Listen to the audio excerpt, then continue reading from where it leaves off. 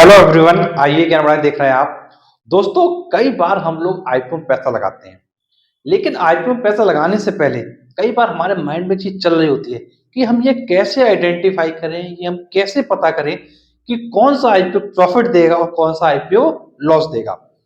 तो देखो, अगर आप आईपीओ में इन्वेस्ट करना चाह रहे हैं तो आज का ये वीडियो आपको बहुत ज्यादा हेल्प करेगा, क्योंकि आज का ये वीडियो आपको ये चीज सिखा के जाएगा कि किस आईपीओ में आपको प्रॉफिट होगा और किस आईपीओ में आपके लॉस के चांसेस बन सकते हैं। तो चलिए स्टार्ट करते हैं। तो देखो, अगर आपको आईपीओ से पैसा कमाना है और आपको ये जानना है कि भाई किस आईपीओ में प्रॉफिट है और किस आईपीओ में लॉस है, तो ये सबसे बड़ा फैक्टर है, प्रॉफिट होगा या लॉस होगा। तो देखो, इसके लिए क्या करना होगा, आपको 3 पॉइंट समझने होंगे। आपको क्या करना होगा, सिर्फ 3 पॉइंट्स को समझना होगा। अगर मैं आपसे बात करता हूं, वो है फर्स्ट पॉइंट। पहले तो फर्स्ट पॉइंट है आपका जीएमपी। देखो, मोस्टली टाइम जो भी इन्वेस्टर्स होते हैं, जो भी आईपीओ में अप्लाई करते हैं, उनके माइंड में सबसे बड़ा खेल चलता है जीएमपी का। अगर जीएमपी ज्यादा है तो वो पैसा लगा डालते हैं, जीएमपी कम है तो वो पैसा क्या है, या तो अवॉइड करते हैं या नहीं लगाते हैं।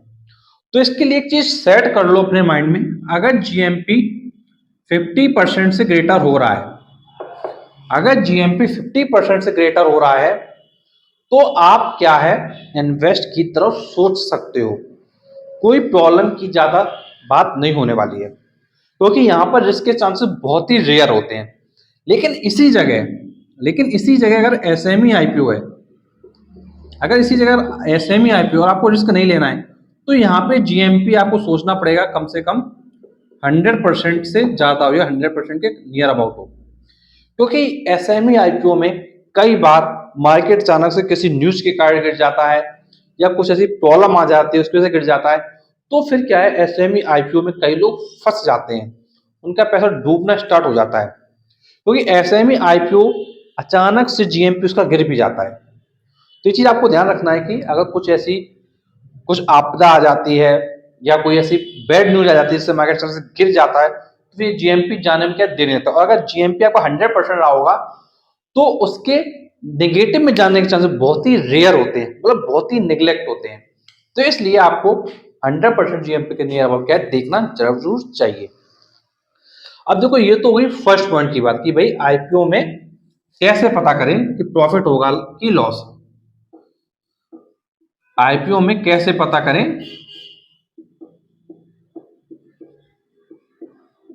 प्रॉफिट होगा या लॉस, ठीक है। तो अब देखो, पहला पॉइंट तो आप समझ गए हो कि भाई क्या होने वाला है। अब देखो, सेकंड पॉइंट आपको समझना है आफ्टर जीएमपी, वो देखना है प्रॉफिट। कि जो कंपनी, जिस कंपनी में आप अप्लाई करने जा रहे हो, उस कंपनी का जो प्रॉफिट है वो लास्ट 3 ईयर में क्या था। उसका कंपनी का जो प्रॉफिट है वो लास्ट 3 ईयर में क्या था, इसको जरूर चेक करना है। और इस लास्ट 3 ईयर के समय क्या कंपनी पर कोई कर्ज था कि नहीं था, क्या उसको कोई डेट वगैरह देना था कि नहीं देना था, कर्ज था भी तो कितना था, क्या कंपनी अपने प्रॉफिट से कर्ज को चुका पाएगी। अगर आप सारे फाइनेंशियल को देखते हैं, सारी चीजों को समझते हैं, तो फिर आप ये एनालाइज कर पाओगे कि भाई कंपनी अपने कर्ज को चुका पाएगी कि नहीं। अब जैसे मान लो कोई कंपनी है, उसका प्रॉफिट तो 10 करोड़ का हो रहा है, लेकिन वो जो कर्ज है वो कर्ज 8 करोड़ का ले रही है।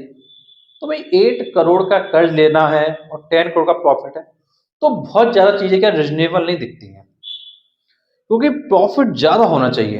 अगर प्रॉफिट ज्यादा नहीं होगा तो कंपनी कैसे आपको रिटर्न प्रोवाइड करेगी। क्योंकि इन्वेस्टर जो पैसा लगाता है उसका एक ही एम है, पैसा बने, पैसा बने, पैसा बने। और उसका पैसा नहीं बनेगा तो कौन जिम्मेदार होगा। तो भाई इन्वेस्टर तो इसीलिए लगाता है भाई पैसा बने। तो एटलीस्ट तुमको ये देखना है कि भाई लास्ट ईयर का प्रॉफिट हो और कर्ज वगैरह कंपनी पे क्या है, ज्यादा ना हो, और कंपनी के जो फाइनेंशियल्स हैं वो काफी अच्छे हों। और ये भी ध्यान रखिएगा, जो प्रमोटर की होल्डिंग है उसको जरूर देखिएगा कि प्रमोटर की होल्डिंग्स क्या है। अब देखो प्रमोटर्स की जो होल्डिंग है वो जरूर देखना। देखो जिस कंपनी के प्रमोटर को कंपनी पे विश्वास नहीं है तो भाई तुम विश्वास क्यों कर रहे हो? सोच के देखो भाई, जब कंपनी का प्रमोटर ही कंपनी पे विश्वास नहीं कर रहा है, वो भागा जा रहा है, तो भाई तुम क्यों विश्वास कर रहे हो? देखो प्रमोटर की होल्डिंग बहुत ज्यादा कम नहीं होनी चाहिए, क्योंकि अगर प्रमोटर की होल्डिंग बहुत ज्यादा कम होती है तो इसका मतलब है कि कंपनी में प्रॉब्लम हो सकती है, प्रॉब्लम के चांसेस ज्यादा होते हैं। तो प्रमोटर की होल्डिंग को भी देखना है कि प्रमोटर की होल्डिंग क्या है। और नेक्स्ट चीज आपको यह भी देखना है कि जो आईपीओ का एम क्या है। आईपीओ का एम क्या है, मतलब आईपीओ क्यों लाया जा रहा है? आईपीओ में जो पैसा जैसे कंपनी जो लेगी इन्वेस्टर का, तो उस पैसे का वो क्या करेगी? ग्रोथ प्रोवाइड करेगी या अपने जो जो भी कर्ज वगैरह ले रखे हैं वो चुकाएगी? क्या करने वाली है कंपनी? तो उसका टारगेट समझो कि वो क्या करने वाली है। एटलीस्ट ये चीजें आपको देखना होगा कि भाई जीएमपी कितना है, प्रॉफिट कितना है, प्रमोटर की होल्डिंग कितना है, आईपीओ का एम क्या है। और इसके अलावा जो लास्ट फैक्टर है जो सबसे ज्यादा इंपॉर्टेंट है वो है डिमांड देखना है, क्योंकि डिमांड क्या है आईपीओ की। देखो एक आईपीओ का जीएमपी कितना भी ज्यादा क्यों ना हो, अगर डिमांड नहीं है तो जीएमपी गिर जाएगा। अगर डिमांड नहीं है तो जीएमपी गिर जाएगा। अब कुछ लोग पूछेंगे कि सर हम कैसे पता करेंगे डिमांड क्या है? पता कर सकते हो। तो देखो जब आप आईपीओ में अप्लाई करते हैं तो उसके लिए डे 1 मिलता है, आपको आपको डे 2 मिलता है, आपको डे 3 मिलता है।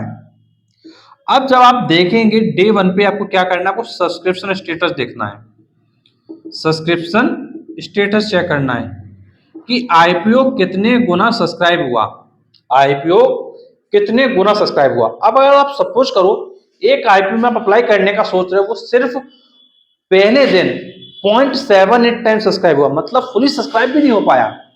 अगर कोई आईपीओ फुली सब्सक्राइब भी नहीं हो पाया है तो इसका मतलब है कि वहां पे लॉस हो सकता है, तो आईपीओ को अवॉइड करो।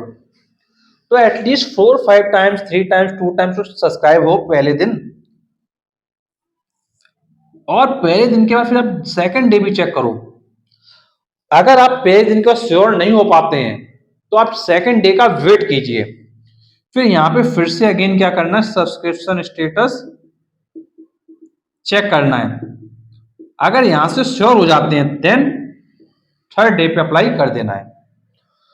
तो डिमांड जब तक आप नहीं देखोगे तब तक प्रॉब्लम आ सकती है, क्योंकि डिमांड ही है जो आईपीओ को हिट कर देती है। और अगर डिमांड ज्यादा होगी तो ये भी श्योर है कि जो जीएमपी होंगे, वो जीएमपी होगा वो क्या है, बढ़ जाएगा। एक चीज ये भी होता है, अगर डिमांड ज्यादा होगी, अगर सब्सक्रिप्शन ज्यादा आएगा तो जीएमपी क्या है, बढ़ जाएगा, ये भी श्योर होता है। और अगर सब्सक्रिप्शन कम हुआ तो जीएमपी के घटने के चांसेस भी होते हैं।